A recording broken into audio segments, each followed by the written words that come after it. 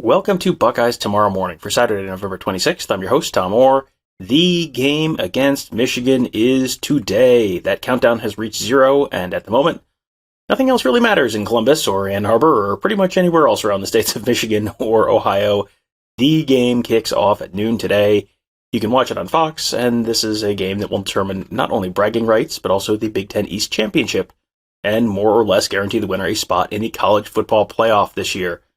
And for a normal game week, we'd probably have Ross Fulton, the X's and O's guru from BuckeyeHuddle, on for a little 15-minute chat previewing the game. But because this is the game, we did a whole lot more than that. On Friday afternoon, Ross and I sat down in person, along with Marc Givler, Tony Gerdeman, and Kevin Noon from BuckeyeHuddle.com. We did more than 2 hours of live show answering your questions, breaking down the game in every way which we could think to break it down. So you're actually going to hear a bunch of that show here, and specifically the section where Ross answered a ton of schematic questions. So you're basically getting the show you would have gotten normally, but with a whole lot more people on it, and a whole lot longer than we typically would go for one of these shows. So I hope you enjoy that, because he was, as always, very informative, very entertaining. So here is that conversation previewing the game. We've got Ross here, special featured guest. So let's get right into some of this X's and O's stuff, because the injury to TreVeyon Henderson, we don't know if he's going to play.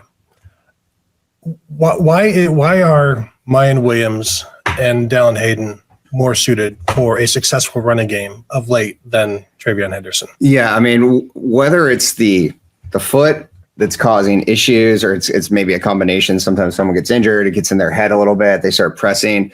I just, it became pretty stark against Maryland that it's sort of playing into maybe his worst instincts, and he's just trying to bounce everything. Like, that started out as a problem on their base stretch play, but it kind of expanded into everything they were trying to do on Saturday. You know, they ran stretch some, but they also run in like inside zone. They were running duo. They were trying to find things that worked with him. And I just think he was struggling. I would, as you know, Tom and I have talked about before, like I wouldn't necessarily say that Mayan Williams is like the best stretch runner of all time. He tends to bounce a little bit as well. But, you know, when you get him going downhill and inside zone, he's very quick in the hole. And then, Dallin Hayden, obviously this would be a big jump up in stage, but he's very natural at running stretch or really running anything and getting upfield. Like, he'll take one cut and go. If anything, there's a couple of times when I was watching the game and I was like, he probably could have bounced that one. But, he just is not going to do it. Like, he's going to get inside as soon as he sees his blockers turned, he's cutting inside of them. So, I think for Ohio State, like, really the issue this year throughout with the run game has never been like, they're getting 2 yards a carry average. It's like they'd have a bunch of 5-yard runs, but then they'd have like runs for negative yards, like get stuffed, and it would get them off schedule. So like, as long as they can stay on schedule, then that sets them up in the passing game so that they're not, throwing every time on 2nd and 10, 3rd and 9. Well, that's why it's always surprising to people that Ohio State has a better yard per carry average than Michigan, because they see all of these negative runs for Ohio State. And it's the 45-yard run that counters that, whereas Michigan is a consistent 5-6 yards. And that's what Dallin Hayden has done very well. I wonder how much of seeing like TreVeyon Henderson and Mayan Williams maybe get yelled at for bouncing stuff out. And Dallin's like, well, the last thing I'm going to do is bounce this thing out. Yeah, it's like he knows how he's getting on the field, right? Like, this is what he does well. I mean, he's like 190 pounds. Like, he's not going to break through tackles, although he did break some against Maryland. But he is good at like getting skinny, getting through the hole, and getting positive yards. Yeah, I mean, I think the difference, like Michigan, really, I think what makes people think that Ohio State's run game has struggled is really the short yardage issues. And like, to Michigan's credit, like they'll have a similar situation. Like Blake Corum will get that yard because he'll just like stick his head down and get upfield. And so like, that's why like of all the injuries tomorrow, I mean, maybe putting Jackson Smith-Njigba aside, like Corum's availability is probably the biggest one, because like he has just made such a difference to Michigan's run game, because like they'll have extra guys in the box and he'll make a miss.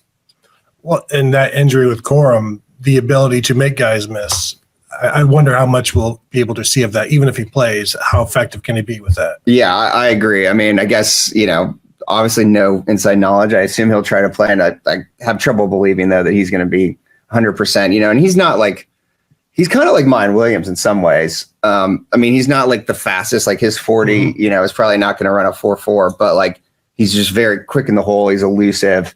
People don't get head-on shots on him, and so he keeps them again ahead of schedule.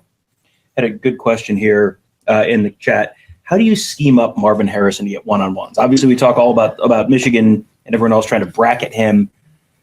They have gotten him one-on-one at times. How do you do that? Yeah, so I mean, I think like the easiest way in some ways to do it is put Mitch Rossi in the game and like go 12 personnel, because you see most of the time the teams will respond to that is obviously a run heavy tendency from Ohio State. And so they'll tend to play, a single high coverage, right? Cover 1 or cover 3, which either way will tend to get you Harrison singled up on the outside. And so you did see against Maryland, like Ohio State increasingly throwing from 12 personnel with Rossi on the field. Like not only like, we all know that they get past the 50, they're going to take their shot, right? You all know like the heavy play action, they'll like do a 2-man route, but like you also saw them run mesh, for instance, with like Rossi as the mesher with Harrison. And he's basically like picking off the linebackers. And so they are scheming up ways. And I think the other thing they're trying to do with Harrison is move him around a little bit more. They're not just playing him outside as the X. They'll get him in the slot some more. They'll send Stover sort of like it'll look like Harrison's the outside guy, but then they'll send Stover in motion so that all of a sudden like the team has to switch coverages. And so they are trying to do that.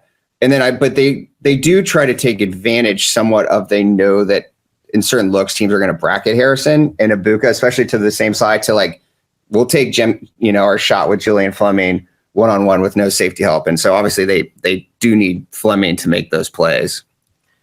I'll punch the next one through. Go ahead. Here's a question from Carl Zagasser.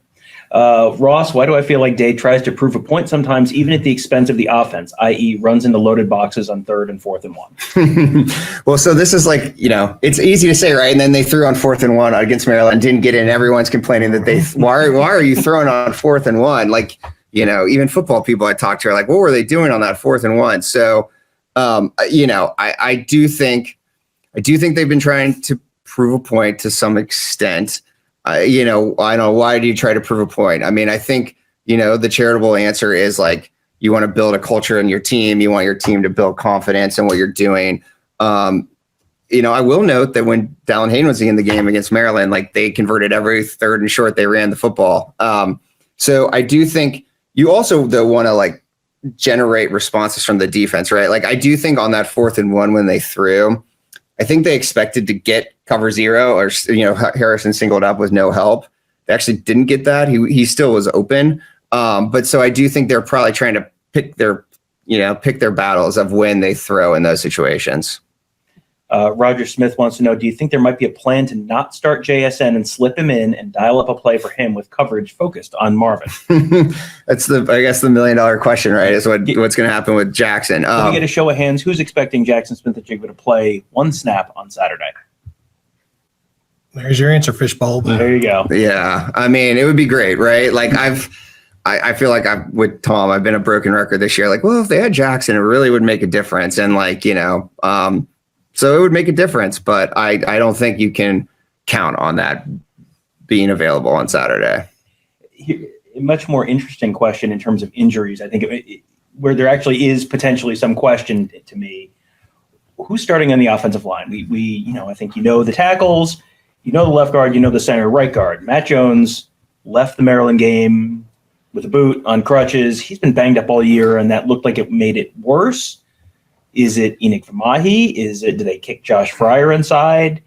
Do you start Matt Jones? What are you, and I guess maybe more important, how much does that impact what Ohio State can or can't do in short yardage and pass pro? How much does that impact things if either Matt Jones is playing even more compromised or you have a new guy somewhere in the middle of the line? Yeah. So for my part, I mean, I think you have to hope that Matt Jones can play. I mean, they've just had so much continuity there. And I actually thought Matt Jones, up until that injury, was probably playing the best I'd seen him play in months. I thought he may have been the best Ohio State offensive lineman on Saturday. And I think his PFF grade backed that up too.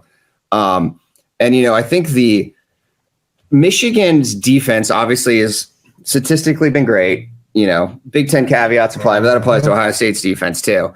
But the one place, I would not say though that Michigan has like a bunch of high level NFL guys on their defense. The one area where they might though is defensive tackle. And so that's the area that, between Mozzie Smith and Graham coming on. I mean, I do think that there is some danger there for Ohio State with where their guard play has been this year versus their defensive tackles. I guess if Matt Jones couldn't go, I haven't seen. I personally would rather see Josh Fryer probably play just based on what he did at tackle. But it's hard to judge how he would be as a guard. But obviously, I have no further inside info as to whether Matt Jones is going to play or not than anyone else does. And they'd have to have been playing Fryer all week long because he hasn't really gotten any snaps at tackle this year. Is Jones the pulling and the stretch that's not really what he can do right now, right? Because of the foot. I feel like that was a problem, and that's what that's kind of a shame because I actually think he looked healthier against Maryland. And I thought they ran a lot to the right, particularly in the fourth quarter. They ran a lot of stretch to the right, and he and DeJuan Jones and Rossi were doing a really good job with that. And so, but that is the concern: is if if he can't move the way they need him to, then you might have to go a different direction. And you can't bring in. Well, this is our polling guy. No, this is our stretch guy. You don't want to telegraph it that way. On the other side of the ball, a question from Dave Larman.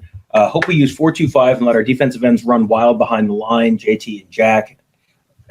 This is kind of one of those interesting games where you could see Ohio State go to more of a 3 linebacker look, or do you stick with Tanner McAllister? Maybe do you play more Josh Proctor instead of Lathan Ransom? How do you see them lining up on defense with Michigan being a little more run heavy? Yeah, so I definitely wouldn't take Ransom off the field. I would, as much as possible, you want JT and Zach Harrison on the field. I mean, I think that there's a noticeable drop off in terms of like the 4-2-5 versus bringing in a third linebacker. I think you just have to be really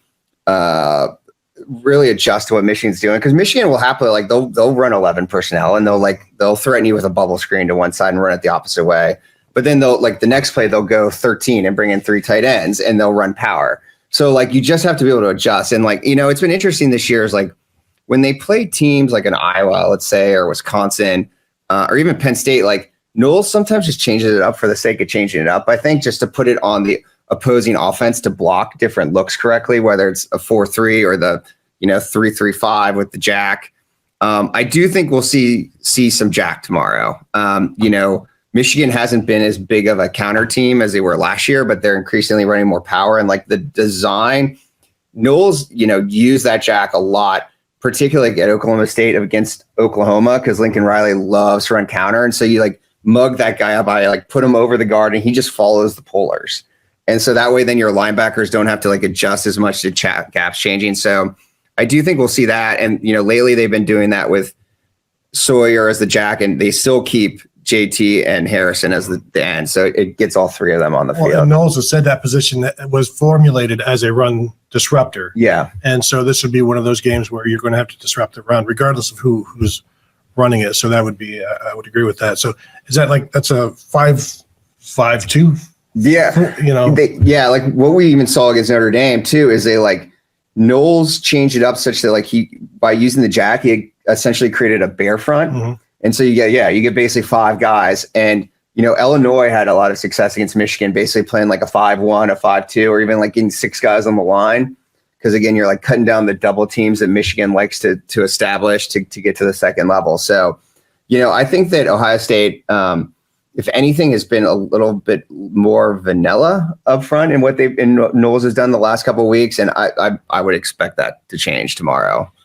You mentioned there some of the stuff that Jim Knowles is doing, just to sort of mix things up and change things schematically. Nicholas Marconi asks, what sort of scheme and tendency packages might be deliberately emphasized this game that weren't all year? What are you expecting? Yeah, so that's one example, is creating sort of a 5-man front. I think that they will change gaps up more. I think lots of run blitzing, 5-man pressures, to purposely again, you're creating confusion for the offensive line. That was one of their problems against Michigan last year, is Michigan knew exactly where they were going to be lined up pre-snap and post-snap. And so you're changing gaps, you're using line, you'll, for instance, he likes to blitz one at the A gap and let the other guy loop around. Things will just throw off the blocking, throw off double teams.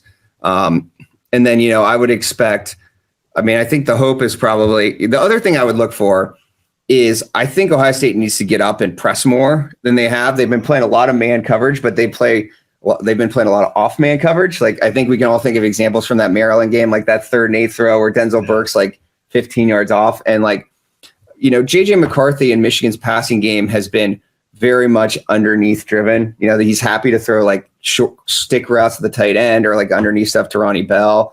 And I think you have to force them to try to show that they can throw the ball vertically, even if it puts you, in potentially a position to give that up. Mark, I want to ask you if Brian Day's decision to select Kyle McCord over J.J. McCarthy, if we're seeing why, like with the lack of touch from J.J. McCarthy, why Kyle McCord over J.J. McCarthy, do you think?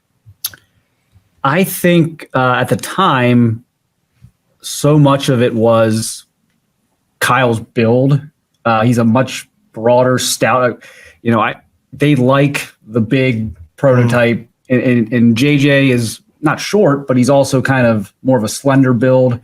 They were still at that point they were still running the quarterback a little bit, but obviously that's kind of went away a little bit. But so that was part of it. They loved Kyle's demeanor. He is very steady. He's very, very steady. And I think they really liked that about Kyle. Obviously there's the connection there with him and Marvin playing at the same school. So it's like, okay, if you disrupt one of those kids, you want to keep both of those guys happy because you want to get both of them. So that obviously plays into St. Joseph's great program. Yeah. But I just think, again, I think Kyle has the more prototype quarterback, NFL quarterback build. And I think they liked his demeanor, and again, he won 3 state championships. So he's a winner. It's interesting how Marvin Harrison is becoming the Mike Conley to Kyle McCord's like great. Yeah. It's like, here's this throw in. He's just, he's the best. Interesting question from Troy V here. Here in the year of the tight end, do we think you're going to see another big game from Stover, or do you think they're going to keep the tight end in for extra blocking? We saw Ohio State have trouble with Michigan's pass rush last year. Ohio State's pass pro this year has been pretty good. Do you think you're going to see more Cade Stover in pass pro or pass routes? I mean, I think you'll see some of both, right? Because just by the nature of what they do, they like taking their shots where they max protect and throw a 2-man route. But I do think that you will see Stover emphasized in the passing game. I think Michigan's linebackers have had some issues with play action. Junior Colson in particular, like he's athletic, but like he can get himself out of position. And I just think that when Ohio State's offense has been firing all cylinders this year, they kind of get the ball rolling by like a delay route to Stover or like a drag route or throwback. And I feel like he brings a lot of energy to the entire team, and they sort of start feeding off of that and they get the ball rolling downhill. So I would see him being a big part of the plan tomorrow. Junior Colson left the game last week with an injury. There's some concern that he may or may not go. When I tell you that Junior Colson was only in on 2 tackles of Chase Brown against Illinois, what do you think? That's not a good sign for Michigan. And Michigan is so thin at linebacker anyways. I mean, they've moved Michael Barrett there, who in the Don Brown year was their Viper, aka their nickel. And he's like, he plays well. He's a good blitzer, but that is an area where I don't think, I think Michigan's much better up front at the defensive line than they are at the second level of linebacker. Jimmy Rolder is their backup middle linebacker. Former last minute target. Yeah. And he's had some struggles, at least just, reading the Michigan partisan analyses is, he's a freshman. So. Yeah. Would you want Gabe Powers or CJ Hicks in this game? No. Yeah. The Michigan beat, according to Taeyun, Michigan beat indicates Corum 100% playing along with Edwards. 100% playing does not mean playing at 100%, but how much does a Blake Corum at 75% or 85% or Donovan Edwards at 85 or 90%, whatever, how much does that impact what if you're formulating a score prediction, how much does Blake Corum at 80% or 85% move the needle for you? Or is that just kind of Blake Corum at 80% is kind of CJ Stokes at 100%? I mean, I think but even CJ Stokes 100% would move the needle for me, right? Because I think if anything, Corum's probably been underrated this year. Like, I think he's been the best running back in college football. And so, I think he's been just such a driver of their success that it moves the needle for me. I mean, with Edwards, the interesting thing is like, if he does have a broken hand, like what I find him as a threat is really as a receiver. Like I think he has been a drop off from Corum as a runner, but he's obviously a threat out of the backfield. The one game they moved him out wide and basically threw a fade to him. And so, I guess you have to see it in action, but having a broken hand can generally obviously impact what you can do as a receiver. Yeah, and he had the game last year, 12 catches or whatever, 170 yards, 10 for 170. Against Maryland, like that. right? Yeah. And as you said, they'll throw to him, they'll line him up out wide, and he is almost their best contested ball catcher, and they're not very good at it with everybody else though. So So Matt Johnson, who I believe is a Michigan fan, says as long as Corum can rumble for 5 to 6 yards every play, doesn't really matter whether he can cut back. And I think 100% Blake Corum and 100% Michigan offensive line, you could see the Blake Corum runs for 4, 5, 6 yards a carry and is pushing. They're just, they're cutting down Ohio State's possessions. It's not a 14 possession game for Ohio State. It's a 10 possession game. That feels like that's the path to victory. If Blake Corum's not 100%, can Blake Corum run for 4, 5, 6 yards a carry, or does that turn into 2, 3, 4 yards a carry, and then you're off schedule, and then how big of a difference does that make in terms of his effectiveness? Yeah, again, I would think it would impact him. A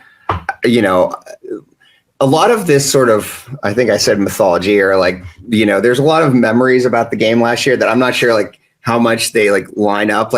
To me, it wasn't that Michigan lined up and ran inside zone 50 times and created double teams and just drove it down the field.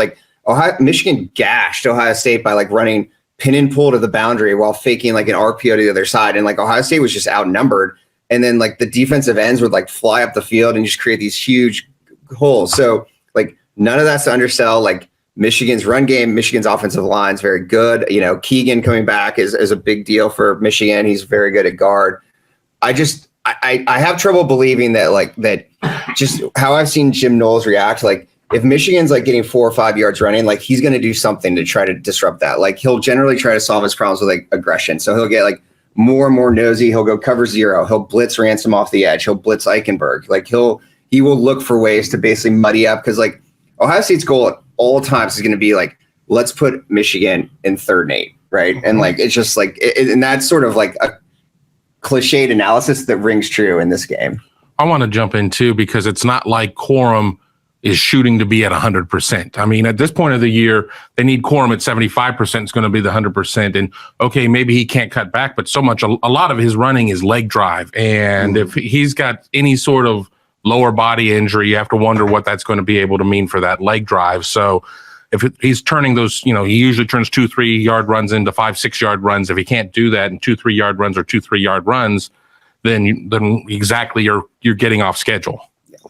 yeah, that third and 8. That's why I keep saying first down is almost as important as third down. And you see those run blitzes and make it a 2nd and 12. And then what does Michigan do? Well, you don't want to throw twice with J.J. McCarthy, so you run once, and then you get your 4 yards, and now you're 3rd and 8, and then they still run. Well, and one of the things that makes the Michigan offense go and so effective is when it's 3rd and 5, they're perfectly fine running with Corum, because if he picks up 3 yards or 4 yards on 3rd down, they're perfectly fine with running Corum on 4th and 2, 4th and 1, because they know he's going to get it. If you're suddenly not quite so sure you're going to get it, that sort of changes the calculus there. And then all of a sudden possessions that would have been extended, suddenly you're not getting extended. Yeah, I've seen Michigan frustrate teams so many times this year. It's 3rd and 7, and they're expecting pass, and they run it for 6 or 7 yards. And it's so, I fully expect to see some of those moments. We saw Michigan turn to the screen game some last week. I expect that, and I'm sure they will definitely turn on the read game with McCarthy. Now, I can't say that I've seen him be great at reading, but I think that he'll be all hands on deck. We're going to ignore the hateful question on the screen right now and move on to John Alexander. No, I'm going to leave it up there. Who says, knowing the importance of this game, do you think Ohio State's defense will come up with a lot of blitz packages to rattle McCarthy? What would you do, Ross? If Ohio State's ahead 14-6 in the second quarter, and Michigan, you kind of know, okay, or it's 14-3, okay, they have to score. You can't just sit back and kind of lean on the run. Do you sit back and just try and keep everything in front of you and try and make J.J. McCarthy beat you with accuracy, or do you try and pressure him and rattle him and with extra pressure? I think you need to do a little bit of both. I mean, I think you'll see some like drop 8. I think you will see them pick blitzes. Like obviously what you don't want to do though is rush out of control and let him scramble upfield. Like I think I noted earlier this week, like you want to try to force him to scramble left. He's not really like, he hasn't shown that he's really comfortable once he's scrambling left, turning his shoulders and throwing. And so you want to kind of controlled rush him. Like, Knowles used a cover 0 blitz against Maryland last week where like both defensive tackles showed that they were coming and then backed off to sort of contain. So you have to keep some contain on him because, I think that there's times where like he's going to want to look to run as opposed to try to go through his third or fourth progression. Shouldn't he? I mean, when your third and fourth progression are receivers who may or may not catch them. Yeah. Not likely to get open. Yeah. Like 2 reads and go type of thing. Yeah. I mean, and I've seen, I personally think like he will force the football to one of Schoonmaker, Loveland, or Ronnie Bell. Like he's, it doesn't seem like, I do think Ronan Wilson's a good player in space, kind of, small, but I agree. I mean, I don't think doesn't seem like there's a lot of confidence there in terms of going to some of those other receivers. Especially last week, you throw it right into Andrell Anthony's hands and he drops it. Like it's the best throw he's made all year and it doesn't get caught. I do think if you make him roll left and he throws back across his body, you're asking him to throw interceptions at that point. You're inviting it. Yeah. Give us one thing that if Ohio State fans see this, it is probably a tremendously good sign. Like other than, hey, they scored touchdowns in the first 7 possessions. Like shoot, you took my answer. Give us a schematic thing that or a boy, Ohio State's running for X number of yards per carry in the first couple drives, or and then give us something that is, boy, if you see this, you should be a little bit concerned as an Ohio State fan. Yeah, I mean, I think that if to just take the run game on both sides, like I do think if Corum like comes out and they're gaining like 4 or 5 yards like every run and staying ahead of the chains, then that's obviously a little concerning. Conversely, if they come out and stuff Ohio State running the football, that's obviously a little concerning. I mean, as an Ohio State fan, I think you'd love to see like a great drive where they seem, like one step ahead of Michigan and Stroud looks dialed in and they get Harrison going and Ibuka going right away and Stover. And so I think that, but I think up front, what you don't want to see is like Michigan really able to control the football and to the point of like, they're going to have 9 possessions down this game because they're huddling and they're going to be able to keep gaining first downs. Well, there 31 possessions. How many possessions were there in that Maryland game? It was a bunch. More than there were probably going to be on Saturday. And the interesting thing is, Ohio State coming out really hot. They came out great against Maryland. Went right downfield, bing, bang, boom. And it was like, all right, we are like 2 drives away from being able to say it's Michigan week. And then, but in that game, there's a reason to take your foot off the gas in that game. There's no reason in this game to do that. Yeah. Does Ryan Day take his, I'm not expecting Ohio State to win this game by 4 touchdowns. But if Ohio State's up by 3-4 touchdowns, does Ryan Day take his foot off the gas? Or does Ryan Day, want to make sure he gets home from third base, to use a baseball analogy? I think he will hang as many as he can. Yeah. Not even necessarily because of what happened last year, but I think everyone knows if Ohio State kicks a game-winning field goal in the final seconds to beat Michigan, there's a very good chance Michigan's still in the playoff at this point. Yeah. Oh, so you're talking not only beat them, but knock them out of the playoffs as well. I think don't even give the committee a... Wow, that's diabolical. Make the committee sit there and say, wow, these guys just lost by 5 touchdowns 10 days ago, or we can't put them in the playoffs. That's amazing. Actually, I hadn't thought about that. Just beat them so bad that they have to go to the Rose Bowl, I guess.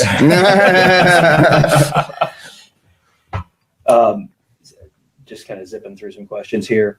Kate Tayun says Keys, number 1, Yusuf Stover as a receiver 4 or 5 times, run north-south with whoever is healthy, get ahead by 2 scores early before Michigan gets going. I mean, if they're able to run north-south, that feels like that's the thing that would, if you're picking up 5 yards and staying on schedule, that feels like the best way for them to ensure that they are ahead by a couple scores. I mean, if Ohio State can't run the ball, Ohio State finishes with 2.7 yards per carry on Saturday. Can Ohio State win? And how, or does that involve? And then a miracle happen. Like they block a punt and they run back a pick six. Like, can they win with essentially just throwing the ball if that's how they have to win? I think they could win.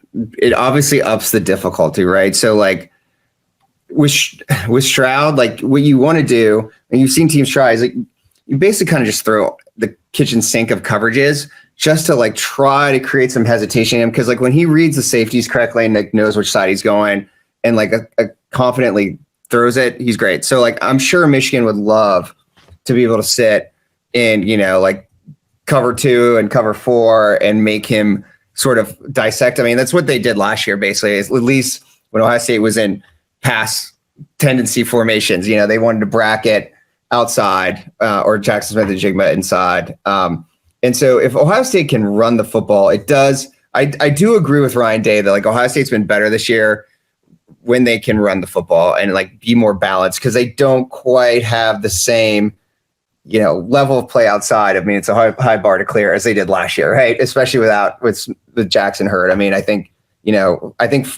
Fleming is like, if you get him the ball quickly and he's big and fast, he can run, or like he can beat a single coverage to the post, but he's not bringing, he's not Chris Olave at Z. So I do think that they will be helped if they can get sort of a run game going. I think get Stover involved early. And not try to basically do what they had to do last year, which was pass their way out of it. Last year, Ohio State rushed for 2.1 yards per carry, and as a one-score game in the fourth quarter. Michigan averaged 7.2 yards per carry. I think Ohio State's number is going to go up. Michigan's number is going to go down. And so I've been saying I think Ohio State can be outrushed in this and still win because I think that the defense is going to be – the Ohio State defense is not going to give up 7.2 yards per carry. Illinois gave up 4.2 yards per carry. Like Penn State did give up 7.6 yards per carry against Michigan, but that was like criminal negligent defense on Penn State's part. And I'm not expecting that this week. No. So I think Ohio State can be outrushed and still win by 7 or 10.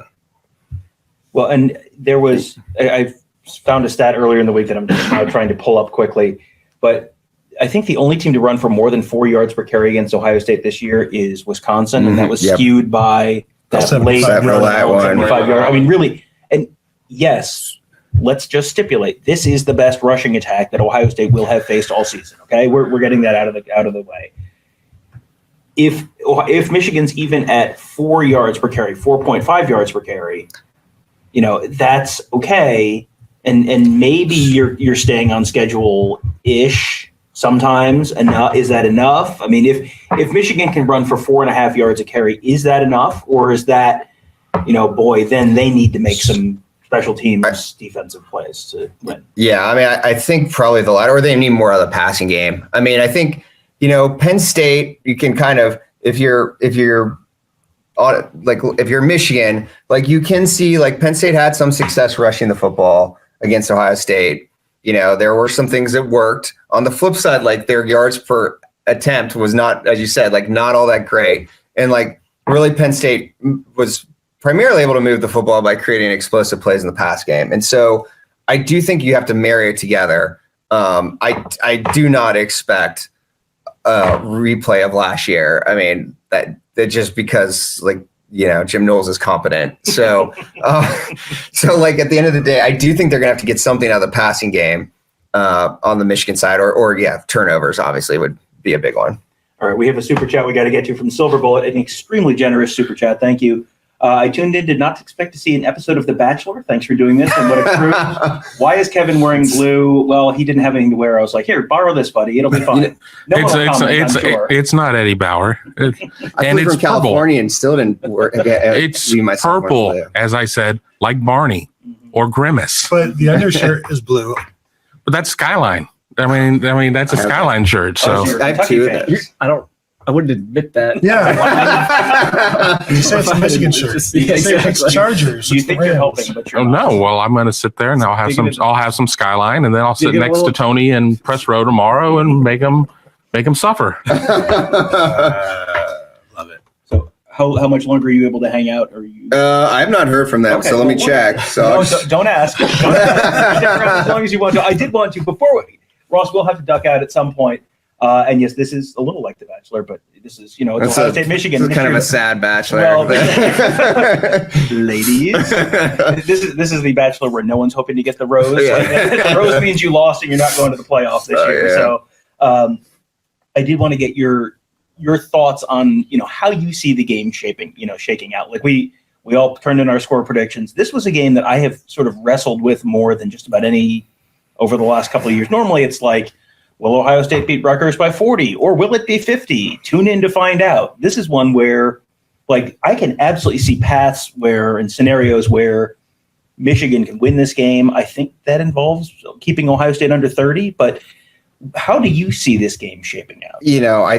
I mean, it could go any which way. I mean, in some ways you hope that, like, the one worry actually I have is that, like, Ohio State has built this up so much that they come out tight, right? And it's like a little bit overhyped. And it takes a little bit of time to settle down and get into the game. Because I do think it helps Ohio State if they can get out front and play with the lead. Where do your score predictions come from every week? Where do mine come from? Because they're never even remotely possible. That's the point. It's the principle of the thing. Is it like a shtick thing at this point? It is a shtick thing. It's a shtick that, I'm glad someone's picking up on. I'm like, because I think the process of picking games is absurd at some level. And, like, I know people love to do it. And, like, but I'm like, how am I going to pick what the score is? 33, they're going to kick 11 field goals. I think I said 34. In fact, this week, I think I actually said 34-21 maybe, because I was trying not to do shtick for this game. So I was, although I do think, I don't think Michigan's going to score. It's hard, right? I don't think Michigan, their red zone offense has not been that great. I cannot imagine actually that they score every time they get in the red zone and touchdowns when they get in the red zone. And so, I do think that's a key for Ohio State, obviously, is to convert, field goals into touchdowns. I think Michigan is 57% touchdown in the red zone, which is, like, I think 10th in the Big Ten I saw today. So not ideal. No. And obviously they have a great field goal kicker. Ohio State has a good field goal kicker. So, Ohio State, like against Maryland, that was part of the issue. They were getting in the scoring in the red zone. Ohio State had to kick 3 field goals or whatever. So last week was the first time since the 2018 Ohio State-Michigan game that both teams in an Ohio State game kicked at least 2 field goals, which is, that seems impossible to believe. But according to the Ohio State stats, that is true. I did not go and rewatch every game since the 2018 Michigan game, but that is how that played out. I think that might happen again this week. And the close game, the really close game or the Michigan win feels like it's a 27-23 game where one team's kicking 2 field goals and one team's kicking 3 field goals. And it's just, if Ohio State's scoring touchdowns, I don't think what's the highest, barring the -5 in turnovers kind of game or the kick return for a touchdown kind of thing. What is the highest number of points you see Michigan's offense scoring? Do you see Michigan's offense breaking 30, 35? What is the best case scenario Michigan offensive day? To me, it'd probably be that. I mean, that would involve some combination of JJ McCarthy, finally hitting a couple balls downfield, a combination of him running, him running for 100+ yards, and them just being very efficient on the ground. And I guess at some level, I think I have a good feel for Michigan's run game. The defense is almost a little harder to suss out because as I was saying, on the one hand, they're statistically great. I think they're 4th in SP plus. Again, no one jumps out and really scares you though. And I mean, I guess you could, so some of the things we say about Ohio State's defense apply too, but collectively they've played very well. But then it's well, what do you even compare it to? I mean, Ohio State can get a little clunky on offense at times. And I guess that's Michigan's best case scenarios. They force a couple, I don't know, Ohio State fair catches a kickoff and maybe comes out and gets a delay of game. And then, it's gets on schedule and all of a sudden you've got 2 3-and-out punts and you're getting, but things when would that happen? I don't know. Or a delay a game on a 2-point attempt. No. We did it, Tom and I did a tail of the tape of position by position, Ohio State, Michigan. And now as you're talking, I'm thinking, how many guys on the Michigan defense start for Ohio State? Mozzie Smith? And is that it? Yeah, I mean, Mike Morris is obviously really good. I mean, probably the corners. I don't know. The Michigan corners are a weird situation too, because I don't think either of them I don't know. Are they better than I think they're all the same. Brand and Burke? Yeah. You throw them all in a bucket, and you can just pull 2 out and put them here and 2 out here. And yeah. Will they be good on that particular throw? Oh, yeah. Maybe. Are they open? And the receivers and we've seen DJ Turner, Michigan corner, chase a lot. Like he can give up some plays. I think if you see CJ Stroud and Marvin Harrison connecting on those, forget about it. Yeah. Yeah. And I do think I think Stroud was a little off last week, which caused just because a little bit more inefficient than normal. He missed Harrison on a couple. I didn't think he was quite as quick in his reads as sometimes progressions, and sometimes I've seen him. And so obviously, easy to say that CJ Stroud has to play really well, but it does matter. He is as good as he is. Some games are better than others, like anyone else. And so, I thought one really good sign for Ohio State was how well Ibuka played last week and how many tough catches he had, because they do need him to be that second guy. And especially out of the slot there. Yeah. Where Michigan has had trouble. Ohio State has made use of that against Michigan over the years, and that's Don Brown's defense and what have you. But I think Emeka is going to have a pretty big day based on what they're going to do with Marvin and then separating Emeka away from that. Yeah, I know. I mean, I know that Michigan fans have been super high on Mike Sanastrell this year, but I did think he had some issues against Illinois and they kind of went after him a little bit, and he's small. So also in the run game, they try to keep him out of the fits, but that's why I do think the run game is going to be important, because is Michigan going to try to play Ohio State with basically 6 guys in the box or 7 with a plain cover 3? Because he's one of their best defenders, so you don't necessarily want to take him off the field, but if you're going to keep him on there, run the ball. Yeah. Buckeye Joe wants to know, are we expecting Day to run tempo or continue with the typical lineup and look to the sideline for plays since the clock is ticking down to 5 seconds? I mean, you've seen tempo work against Michigan at times this year. Is that something Ohio State doesn't run that as much as you might expect? So is that something you think you see more of tomorrow? I do. Yeah. I mean, you got to get yourself going, right? I am not a fan of tempo. When you come out of you got to get the first down and get going. And we have seen tempo bite them sometimes when they try to do it 3rd and 1. And it's the automatic response from the defense is blitz off the edge against that and get stuff in the backfield. So it's not the perfect panacea, but I do think that they will try to use tempo. I think Michigan's been a little bit better against it this year. As I said, what I would like to see them try to do is see if they can get Michigan to come out and play that 3-4 or 5-2, whatever you want to call it, against Ohio State's 12 personnel. Georgia killed them last year doing that, because they put 2 tight ends on the field there and it was wide open. And so obviously Ohio State doesn't have Brock Bowers, but even if you can get that, you're going to get some soft coverage on the back end, and then you can really attack with Harrison. They've got Farmer Brock Bowers. Super chat from Buckeye Joe. Ross, I think their front 7 is good, and we'll try to do what Penn State and Iowa did, stop the run, which will keep the game very close. Do you see that as the key for Michigan's defense? I do. I mean, I guess I'm just going to go off of how most teams have played Ohio State in the back end of the season. And again, as we've discussed, Iowa, I can use as a good example, totally changed their game plan, right? They're a team that loves to sit in 2 high, except against Ohio State, they got super aggressive. And I'm guessing their thought process was we got to take something away. And so if we have a better chance against the pass game if we force them behind the sticks. Penn State, I chalk some of that up to running back play, to be frank. And some of the same issues we talked about. But yes, I do think, my guess is that Michigan tries to take a page from what they did last year, which is hey, if Ohio State's in the pistol, we're going to spin down and play cover 3. If Ohio State's in shotgun with, 4 wide, we're going to play, cover 4 bracket.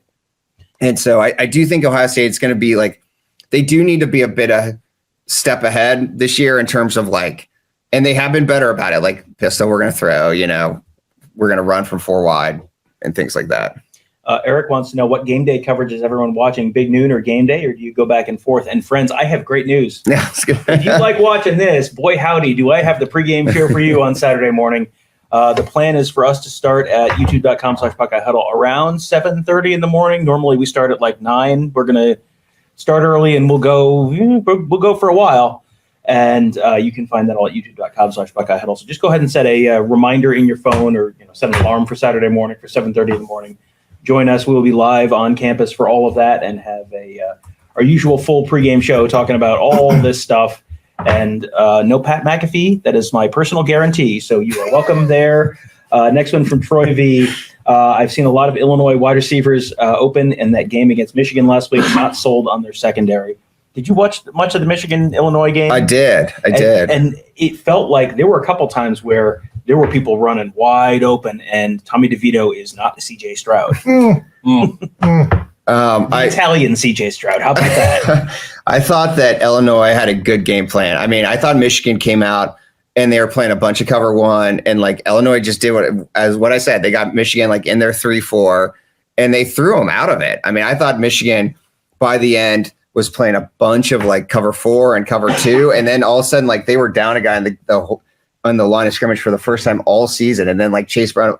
Michigan hasn't been great. Like it's a whole other issue. Michigan hasn't been great fitting like gap runs, counter power, and Illinois used a ton of it against them. So my usual call for Ohio State to run power and counter trade more consistently. But yes, I think that.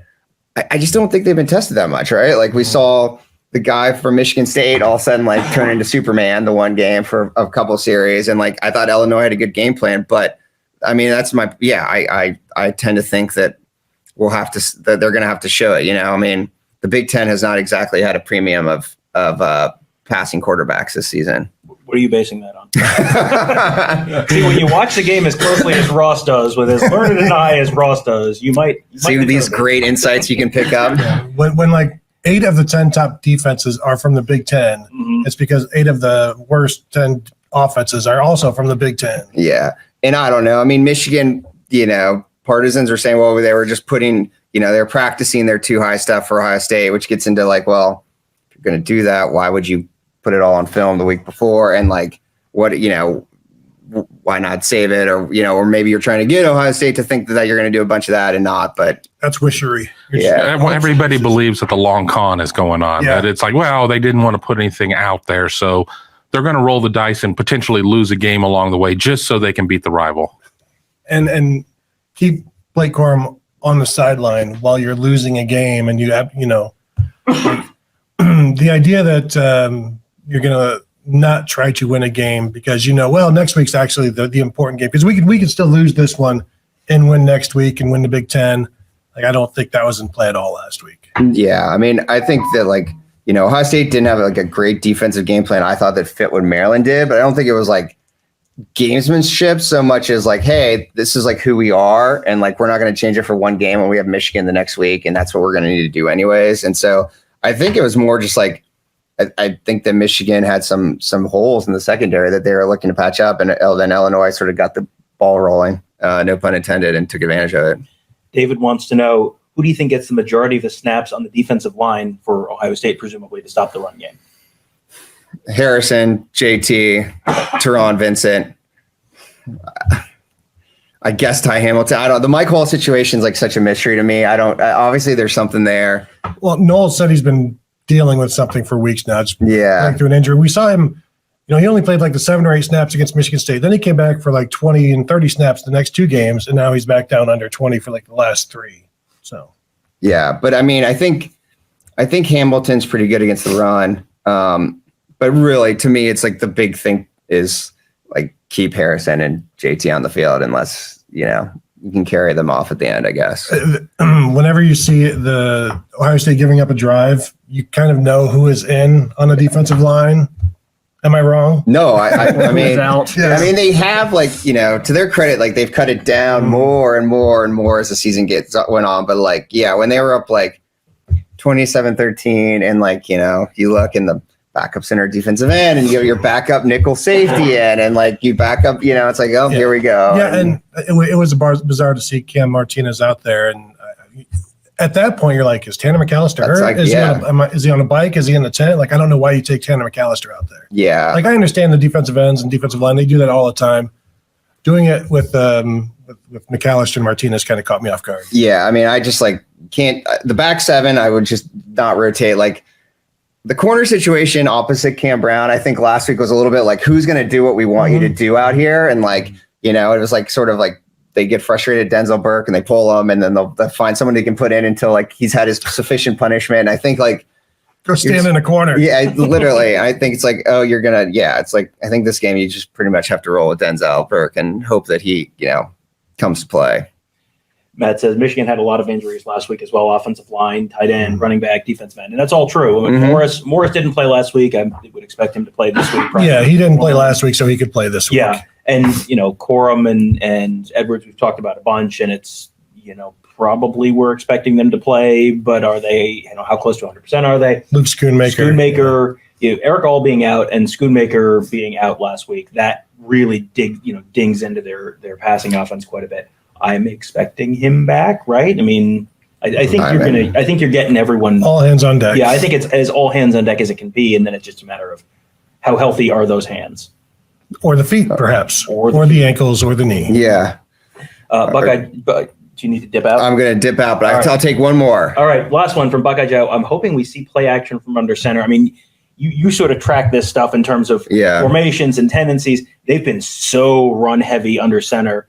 We just kind of scoffed at the notion that this is all one big long con, but in this case, they've done some. I mean, they did some again last week.